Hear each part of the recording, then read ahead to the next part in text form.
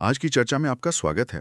हमारे पास विश्लेषण के लिए एक बहुत ही मतलब दिलचस्प और अनोखा स्रोत है। हाँ, अनोखा इसलिए क्योंकि ये the stoic wealth of emotional mastery नाम की एक रचना से लिया गया एक अंश है। और ये अंश अपने आप में बस एक सवाल है। और दिलचस्प बात यह है कि स्रोत सिर्फ एक वाक्य है, एक प्रश्न। इसमें कोई जवाब नहीं, कोई व्याख्या नहीं है, कुछ भी नहीं। कुछ नहीं। सिर्फ एक सवाल जो हमारे सामने रख दिया गया है, जिस पर हमें सोचना है। बिल्कुल। और वो सवाल है, अमीर लोग इमोशंस कैसे कंट्रोल करते हैं? बस इतना ही। हाँ, बस यही हमारा आज का पूरा स्रोत है। तो आज हमारा मिशन इस सवाल का कोई सीधा साधा जवाब खोजना नहीं है, क्योंकि स्रोत हमें इसका कोई जवाब देता ही नहीं। हाँ, इसके बजाय हम इस सवाल की गहराई में उतरेंगे। हम ये समझने की कोशिश करेंगे कि ये सवाल आखिर पूछा ही क्यों जा रहा है।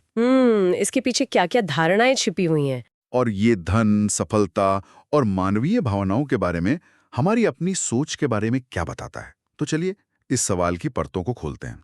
तो सबसे पहले इस सवाल के पहले हिस्से पर ध्यान देते हैं। अमीर लोग। हाँ, अमीर लोग। जब हम ये सुनते हैं तो हमारे दिमाग में किसकी तस्वीर बनती है? क्या हम किसी टेक बिलियनर के बारे में सोच रहे हैं? या फिर किसी पुरानी खानदानी दौलत वाले इंसान के बारे में जिनकी कई पीढ़ियों ने पैसा बनाया है। सही। ये सवाल तो इन सबको एक ही श्रेणी में डाल देता है। और यही यही एक बहुत महत्वपूर्ण बिंदु है। हम्म ये सवाल एक बहुत बड़े सामान्यीकरण पर आधारित है। ये मानकर चलता है कि सभी अमीर लोग एक जैसे होते हैं और उनमें एक जैसा गुण होता है। हाँ, भावनाओं को नियंत्रित करने का एक साझा गुण होता है।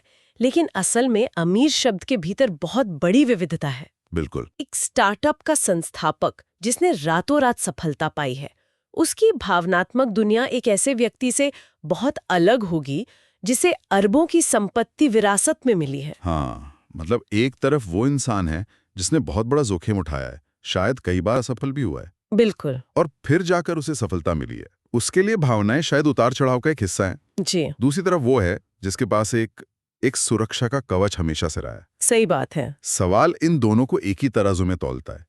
मुझे वो एक कहानी याद आती है जहां एक बहुत बड़े निवेशक ने अच्छा। एक प्रेस कॉन्फ्रेंस में सिर्फ इसलिए आपा खो दिया क्योंकि किसी ने उनकी पसंदीदा स्पोर्ट्स टीम के बारे में मजाक कर दिया था। अरे वाह, मतलब अरबों डॉलर का साम्राज्य लेकिन भावनाओं पर काबू नहीं। बिल्कुल। ये बिल्कुल सही उदाहरण है। ये दिखाता है कि धन किसी के मूल व्यक्तित्व को मिटा नहीं देता। और हमें ये भी सोचना होगा कि ये धारणा आती कहाँ से है। अक्सर कहानियों में, फिल्मों में, मीडिया में। हाँ, मीडिया में अमीर व्यक्तियों को बहुत शांत, गणनात्मक और दबाव में भी अविचलित दिखाया जाता है। बिल्कुल। वो सीईओ जो बोर्ड रूम में मुश्किल फैसले ले रहा है, या वो निवेशक जो बाजार के गिरने पर भी शांत है। हाँ, ये सवाल उसी छवि से प्रेरित लगता है। ये सवाल ये नहीं पूछ रहा कि क्या अमीर लोग भावनाएं कंट्रोल करते हैं। नहीं, ये मानकर चल रहा है। हाँ, ये मानकर चल रहा है कि वो करते हैं, और अब हमें बस ये जानना है कि कैसे करते हैं। यहीं पर इस सवाल की पहली परत खुलती है, जो एक बहुत बड़ी धारणा पर टिकी है।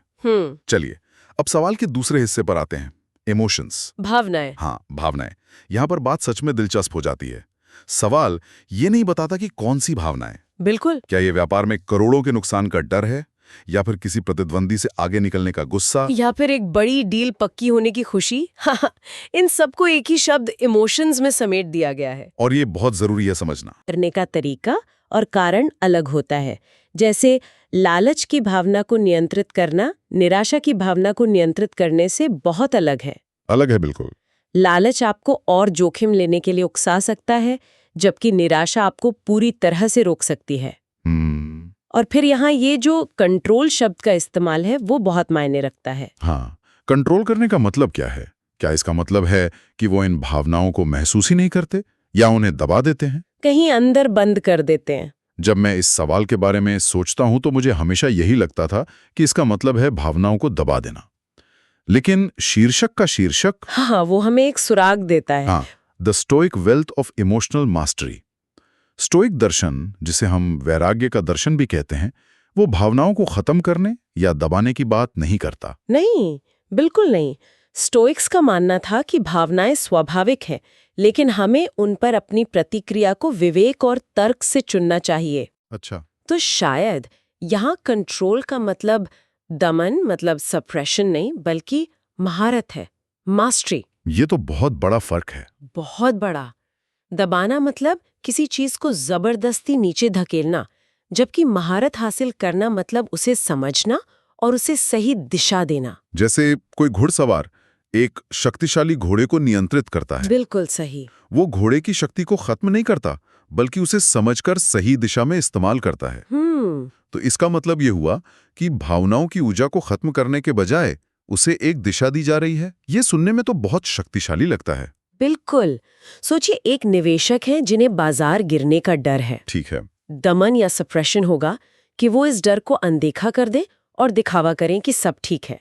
लेकिन महारत या मास्टरी ये होगी कि वो इस डर को एक सिग्नल की तरह इस्तेमाल करें। सिग्नल की तरह कैसे? मतलब वो सोचें, क्या मेरा पोर्टफोलियो ज्यादा जोखिम भरा है? मुझे अपनी रणनीति की समीक्षा करनी चाहिए। यहाँ डर खत्म नहीं हुआ, बल्कि वो एक उपयोगी टूल बन गया।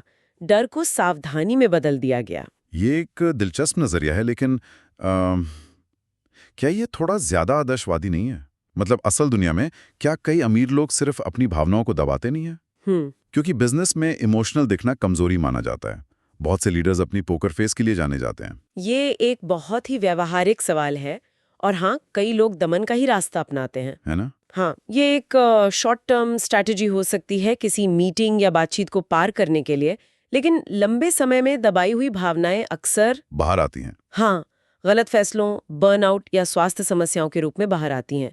तो जो लोग लंबे समय तक सफल रहते हैं, वो शायद दमन से आगे बढ़कर महारत की ओर जाते हैं। तो वो अपनी भावनाओं को पहचानते हैं, लेकिन उन्हें अपने फैसलों पर हावी नहीं होने देते। बिल्कुल। ठीक है, तो अब हम स्टोइक नजरिए से मास्टरी को समझ रहे हैं, लेकिन क्या इसे देखने का कोई और तरीका भी है? जैसे आजकल इमोशनल इंटेलिजेंस की बहुत बात होती है। EQ, हाँ, बहुत अच्छा पॉइंट है। वो तो भावनाओं को समझने और व्यक्त करने पर जोर देती है, ना कि सिर्फ उन्हें नियंत्रित करने पर। हाँ, और ये दोनों EQ और स्टोइसिज्म एक दूसरे के विरोधी नहीं है। अच्छा। हाँ, ऐसा लग सकता है, पर है नहीं। EQ कहता है अपनी और दूसरों की भावनाओं को पहचानो और समझो। ये पहला कदम है, आत्म जागरूकता।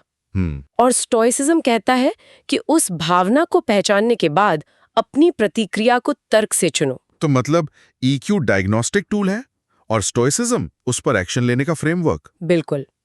एक सफल लीडर शायद दोनों का इस्तेमाल करता है। वो टीम का मनोबल गिरने पर उसे समझता है, ये EQ है। और फिर घबराने के बजाय एक शांत और तर्कसंगत योजना बनाता है। हाँ, ये स्टोइसिज्म है। और ये हमें सवाल के सबसे महत्वपूर्ण हिस्से पर लाता है, कैसे? हाँ, ये सवाल का दिल है। अमीर लोग कौन, इमोशंस क्या, और अब कैसे प्रक्रिया। ये एक तरीका, एक तकनीक, कोई रहस्य जानना चाहता है। ऐसा लगता है जैसे भावनात्मक नियंत्रण कोई गुप्त फॉर्मूला है जो सिर्फ अमीर लोगों के पास है। और अगर वो हमें मिल जाए तो शायद हम भी सफल हो सकते हैं। हाँ, ये कैसे शब्द उस इच्छा को दिखाता है जो शायद हम सब में कहीं ना कहीं होती है, मुश्किल हालातों में शांत और स्थिर रहने की इच्छा। बिल्कुल। ये सवाल इस धारणा पर आधारित है कि भावनात्मक नियंत्रण एक ऐसा कौशल है जिसे सीखा जा सकता है, और ये कौशल सीधे तौर पर वित्तीय सफलता से जुड़ा हुआ है। और यहीं पर वो मुर्गी और अंडे वाली पहेली सामने आती है। कौन पहले आया? हाँ। क्या लोग अपनी भावनाओं को नियंत्रित करना सीखकर अमीर बनते हैं? मतलब क्या इमोशनल मास्टरी दौलत की तरफ ले जाने वाला रास्ता है, या फिर इसका उल्टा सच है?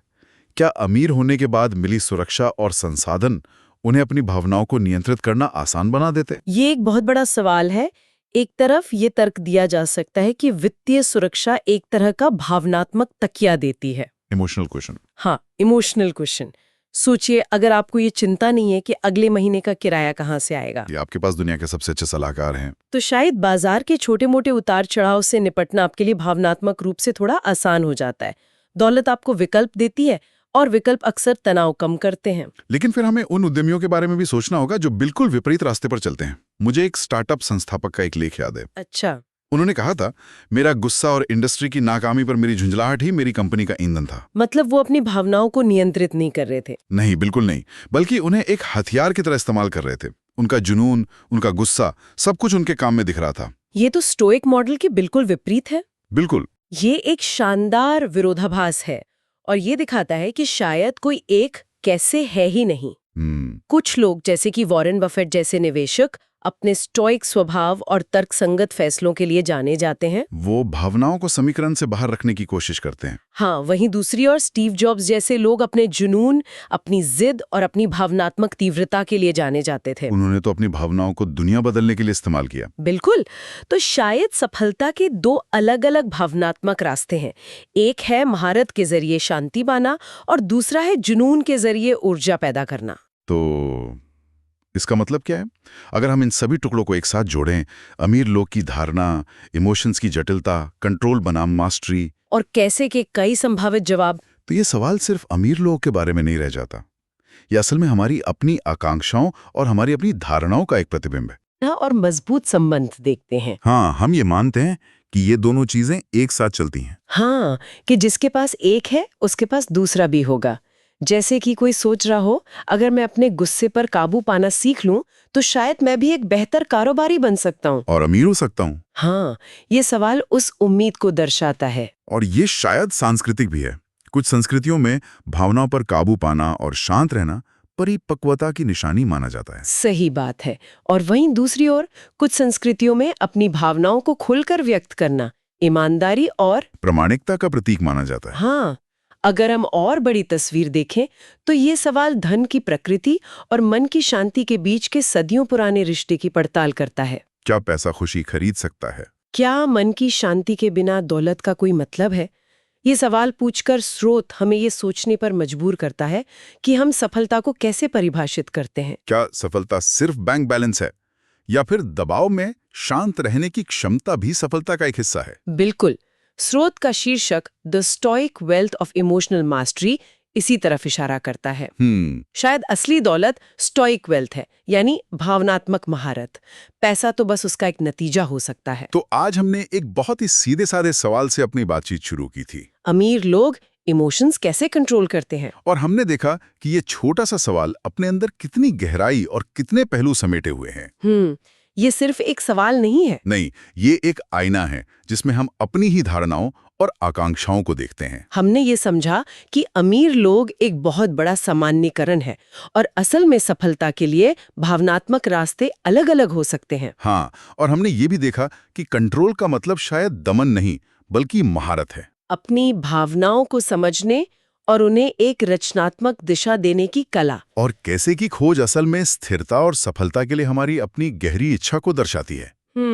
ये चर्चा हमें सिखाती है कि किसी की बाहरी सफलता को देखने के बजाय शायद हमें उनकी आंतरिक प्रक्रियाओं को समझने की कोशिश करनी चाहिए। सही। अगली बार जब कोई किसी सफल व्यक्ति को देखे तो ये पूछने के बजाय कि उनके पास क्या है, शायद ये पूछना ज्यादा फायदेमंद हो कि दबाव में वो कैसे रहते हैं। और ये चर्चा एक दिलचस्प पहेली पर समाप्त होती है जो इसी सवाल में छिपी है। अच्छा। सवाल पूछता है कि दौलत वाले लोग भावनाओं को कैसे साधते हैं, लेकिन सोचने वाली बात यह है कि क्या इस सवाल को पलटा जा सकता है? मतलब? शायद असली सवाल ये नहीं है कि दौलत से भावनात्मक नियंत्रण कैसे आता है।